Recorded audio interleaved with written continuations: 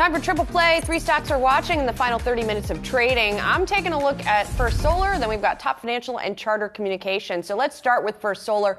The solar panel manufacturer down 7.9%. It's actually a smaller decline than it was earlier in the session, and it's the second worst performer, or at least was, in the S&P 500 today. And this after the company came out with net sales that were up by 49%, but they missed estimates by more than 20% here. So that's really the source of the concern here. Some analysts do think that the company is going to be able to make up that sales shortfall in the second half of the year. And indeed, First Solar did come out and reaffirm its profit and sales forecasts. Even with today's slump, the stock has more than doubled over the past year. And here's sort of part of the backstory here. In the Inflation Reduction Act, of course, there's a lot of different incentives for different industries.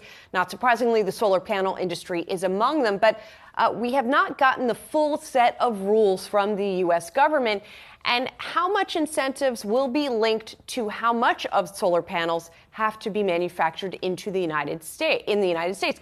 If it is more, a higher percentage needs to be made in the U.S., that would benefit First Solar. If the rules are sort of looser, that, according to analysts, could be more negative for First Solar. So that, you guys, is kind of the overhang here that we're looking at on this stock. Right, and that's where we saw the stock jump, right? If you go back to July, the stock was up over 200% in the last year since that Inflation Reduction Act passed. Now, obviously, we don't have a lot of clarity. It kind of reminds me of the EV space in some ways, totally. right, Julie? Where it's the stock jumps on basically what should happen eventually, but not necessarily what's quite happening yet with First Solar, and I think investors were reminded of that today. Interesting to see that revenue come in about 45% lower on the quarter and then not adjust that guidance at all for the full year. Clearly, they're feeling like that Inflation Reduction Act clarity will happen over the next 12 months. Yes, it does Management is telling you that. Confidence, exactly.